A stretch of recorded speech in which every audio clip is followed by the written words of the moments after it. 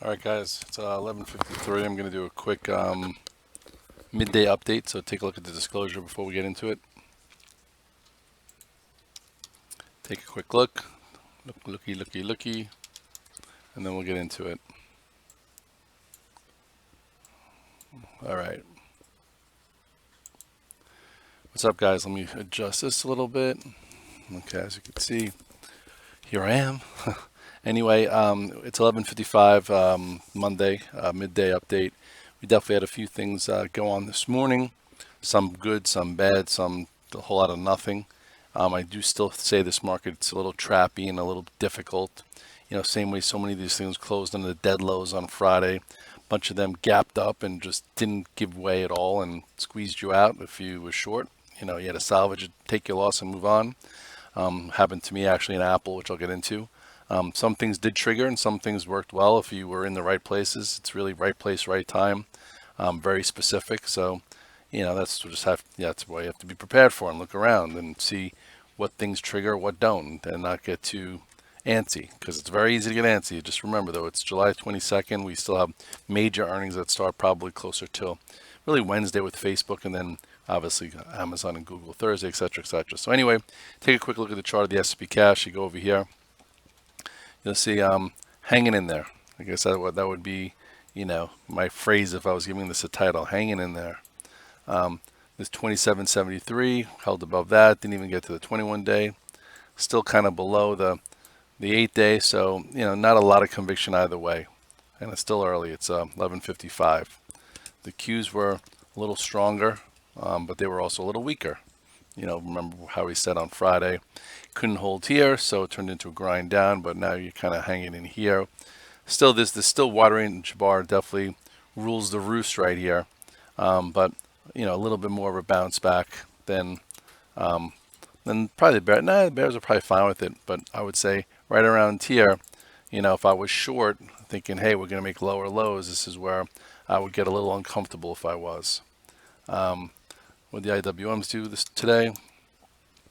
Whole lot of nothing. Still just, rejected here, lethargic out of place there, went below 153.77. So if you kind of pressed it here, you were frustrated. Same way if you bought it here. So it's just really keep an eye on it. Don't trade it. It's just not worth it. The banks, JP Morgan, I guess held where it had to, but still choppy. You can only buy these things, in distress, which I'm not saying this was distress, but you can't pay up for the banks. They're just moving forward. They're just not looking to make that much money with rates and this and that. Anyway, you kind of move this down if you want a more precise. This is what 112.77. So that's your new point of reference. That if you did go long, it's acting a little bit better. That banks, aren't doing anything so special, but they're helping today. Bank of America, what are you doing? That looks a little closer to breaking out, but again, these things haven't broken out in so long, so take some care if you're buying a breakout. If you're buying it for it to get above this and get towards 30, which is woo, a whole 30 cents, be a little careful. If anything, I would, again, just be long versus a level and buy weakness and not add on strength, because then you'll be, ruining your average price. Goldman Sachs, hanging in there, building a nice flag. Again, buying versus levels like this. This was what? This was your 211.75. This is where we said some people are long against. Is probably better. All in all, decent bull flag. You can almost like tilt this down a little bit like this if you wanted to, but I would be very careful unless there's extreme volume and you really think they're going to make new highs. Adding. Okay, this hasn't been a market to add on strength. Let's go to tech. So going through FANG, Netflix had another move lower. Broke below this 314. Remember this, guys. Just take a little realization when something has a big gap down and gives you a doji. Same way you get a huge gap up and it gives you a candlestick. It's the same thing. So on Friday when it went below 320.30, the setup was there to short it, if that's what you like to do, or you just don't avoid it and you don't buy it. And then it opened lower, and then if you look here, went as low as what is this level now that we could put in there? 305.81. I'd say DP in the chat room had a great call. He was, he in his head had, he said he was going to be buying somewhere in the 305s, and he said I just started small, this morning, and it bounced off. And these are our points of reference. It's where is it? It's here. So it's not back above it. I would be very careful adding on strength. It's definitely oversold, but it's not extremely, and there's still a broken name, and the story's not great, you know. So and I don't see how the story can get better for a while, considering all the other, you know, Disney Plus, and this that hasn't even happened yet. Anyway, that's that. So that was a trade off of it. So we'll see what's next. This 301 could be for another day. So we put that back over there. This is your new point of reference. So we'll see, does that stick? Amazon, not the easiest thing in the world. You know, I tried being long eight. It went up like $4. I'm like, oh, should I take it? I'm like, why am I going to sell it? It's up $4. It just came off 70 and then it rolled over. At this point, if you take a closer look here, it's still holding this 1951 area. I am in a call spread. I paid up for the calls right before Netflix, like $42, and then on this day I've sold the 2050s for like $15 to help. But I'm gonna need, you know, something real here to get going. Hold on a second. A friend of mine is texting me. I wonder if there's any news on something. Let's see. Oh,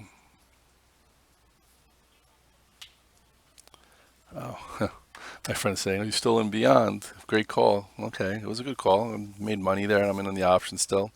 But I could have over focused on it if I wasn't caught in something. So anyway, this is Amazon. So if you wanna change this around a little bit, I would think that maybe, you know, if it can hold this 1951 at some point prior to numbers, if they want to have a little bit of a push, you know, you could make this like 1974 now. But again, it's got to have to really show you something, like some kind of igniting 5-minute candle or something to get you to add on strength, because all they keep doing is selling strength, not the Amazon that we like. But again, it's still sort of semi-constructive heading in. Facebook, some guys were you know, look at this close. So some guys would have been, I would say, short, including me. Instead, I didn't short that. I short that Apple before, and now it kind of penetrated through this line. You know, I kind of think more, it's not really a short. It's more of like, okay, it's consolidating before numbers. Some of my sales traders think it's a better long than short into numbers. You can almost turn this way now. This is what, 202.33. It was stronger this morning, and then gave some guys a cute short when you had the divergence. I don't know. It's still hanging in there above the 21-day. Numbers are Wednesday, so we'll see what happens. There's not a whole lot to do between now and then. Twitter also held where it had to. I'm in a call spread, which we bought correctly. We bought the calls down here, sold the 40s up here. It just wasn't enough to buy back the 40s. I'd rather just sit and then see where we are closer to Friday and figure out a new option strategy if I want to, or I just keep that. But all in all, it held this 36.73. It's up a little. You know, kind of penetrated more than halfway through that wide range bar, so it took away some of that downside pressure. So we'll see. Apple. Pain in my culo. You know what a culo is? Sorry. Anyway, let me show you why. So let's erase this. It's older. So here's Apple. Where is it now? 206.18, not doing a whole lot. I'm long Apple now. Why am I long Apple now? Well, the right thing to do after a day like this, you know, opening a high, trading below a prior low, would be to be short overnight, which I was. And I covered a little bit pre-market, and then all of a sudden I anticipated, maybe I could sell more. Maybe Katie's lost her luster. And all of a sudden in the first 20 minutes, this happened. So I got pretty squeezed up. So what I did is, you know, I shorted a little bit more, and then I was like, okay, so this little topping tail, which was whatever that was, 205.50, and I'm like, okay, you know, now it's not weak. It pulled into here. I didn't really cover any. I'm like, okay, now it's, you know, maybe that was a squeeze, that was whatever, and then all of a sudden on this I got stopped out. So now I'm like waiting and watching, and I'm like, okay. You know, so this was the first 25-minute move, and now it's going sideways pretty much all day, showing some strength besides this little 3-4 bar, you know, downswing, whatever that is. So I'm like, you know what, I'm going to buy a little bit now, okay, because now it's proving it could, you know, hold up, And if it's any good, where my stop is, and like it shouldn't trade below this 205.50. So I put my stop in at 205.40. So at this point, you know, that's the problem with the market a little bit is, it closes on its lows, and the fast move isn't the move you want. It's the move that's off sides, and that's what was off sides. There was some shorts off sides. So now it's gone sideways all day. You would think, hey, Apple hasn't really gotten that far. It's got to upgrade. The numbers aren't for a week and change. Maybe we could be a buyer now, versus support and let it trade above this and close somewhat strong and then get a move to 209 or so. Is that asking too much? I don't know. At this point, I'm long a little bit. I don't love it, but I'm thinking, get that out of the way. If we can get and close above this, I would think that maybe it does a little bit of a move this week to fill that gap up to 210ish. But we'll see. Big if. Lots of choppiness in here. So hopefully that happens. Look at Microsoft, the same kind of thing. Microsoft closed on the dead lows, thinking everyone's, it's priced in, it's done, and then boom, gap up and didn't let any shorts out. So you got to be very, very careful, being from one day to the next, unless you have a full thesis. So this is still strong, still hanging in there, still looks pretty good. Beyond, wow. What could I say? I wish I made more money. I made good money, but I lost money in other places. This was the first spot, 154-ish, and then I bought it on Friday. On Friday, I tweeted to you guys that I bought beyond the 174, and I bought some options. I bought the 175s and the 200s. So today I sold over half of each. I think I bought the 175s for 8 or 9, and I sold some up to 19. I got to take a double, and I bought the 200s, I think, for like 5.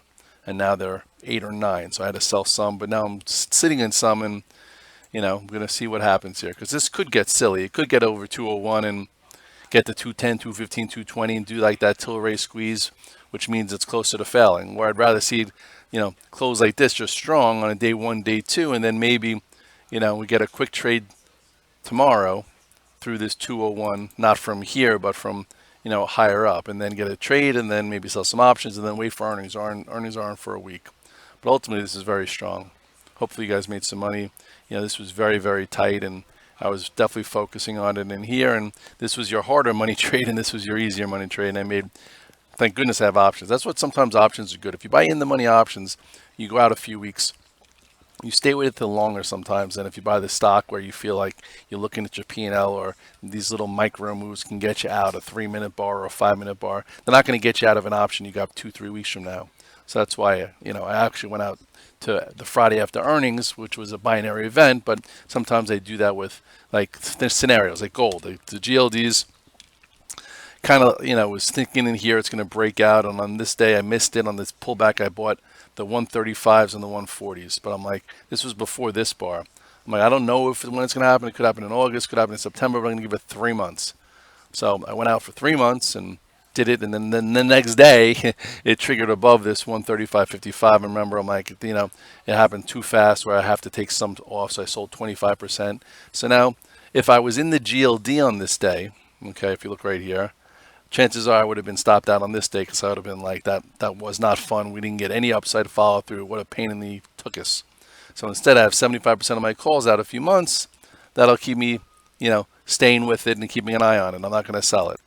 If now all of a sudden a new setup happens where it maybe wedges again, because I have the options, I'm in it, and I have enough time, maybe another trade will set up, and then next time it goes, then I'll make a call spread and maybe sell the 140s, or if it happens fast, just sell the options or sit, because again, the gold bugs out there think 1600 plus.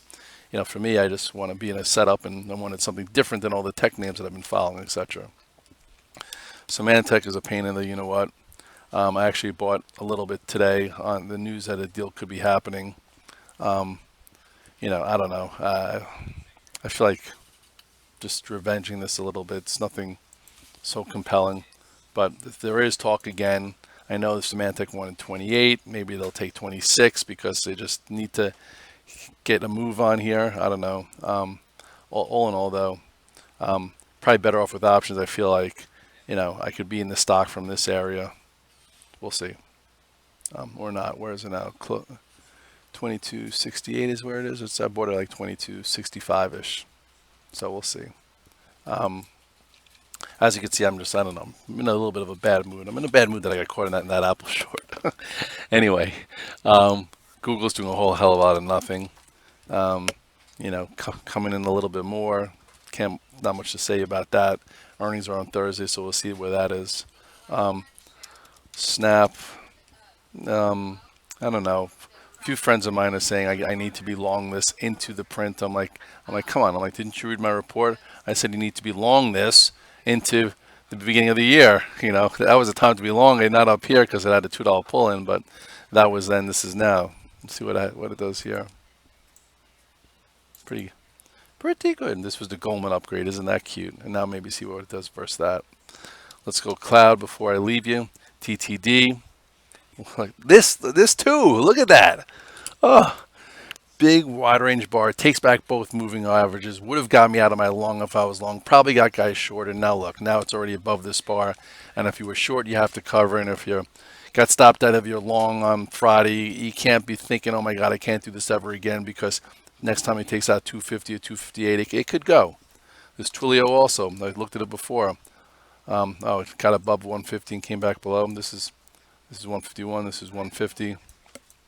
Holding in there. Wow. Anyway, it could continue or not. It's hard to buy strength. What's now doing? Yeah, I haven't looked at this in a while, but I guess you could say it held the 20. But it's too. It held the 21 day, and then, wide range bar and couldn't break below and bounced off it. A little choppy. Work. Some of you guys did really well with. Congratulations. RedDog reversal. First real one that looks like it's going to stick. Traded below 31.22. Came back above it. DP. Congratulations. You did real well here. And you were making money when it really wasn't bouncing. So I'm sure this day you did really well. So that's good for you.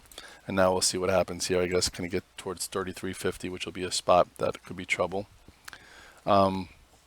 You just had something else that did really well. Remember? So this morning I talked about the gap. First of all, you had the gap down on Netflix that gave you more downside follow through from Thursday till today. Today's Monday. CRWD gapped up, gave you a big gap up, and I was like, it's got to hold 80 or 79.50 to perhaps be in the game to take out, the post earnings high, which is a great setup that we use all the time. I was too tied up. I didn't play it, but a lot of you guys did. You could have been a buyer when it was red to go green, and then when it took out 85, and now here it went as high as 88.50. Great trade. Calculated. This was your gap up above here. Didn't have much, follow through, except for it did hold the big gap, and then today you got to move. That's a great tactic. That's a great setup. I like when setups work. So this one, gapped up and then took out the pivot high and went that way. Netflix did the opposite. Gap down, gave you downside follow through below this 320.30. And if you're a good short, you had to be foaming at the mouth for that. And now I would have at least covered some. And let's take one more check on Apple. All right, still hanging in there. See what happens if that gets a little bit of a stronger move into the afternoon, where something works where, an intraday move could signal another intraday move instead of a false move. So that said, I'll be back for the recap. I'll be on Fox Business at like 3:05 if you want to take a look, and hopefully you enjoyed the midday update. Sorry I don't have a lot of energy at this point. I usually have energy when I come back from the gym because I've been up since 4:45 this morning.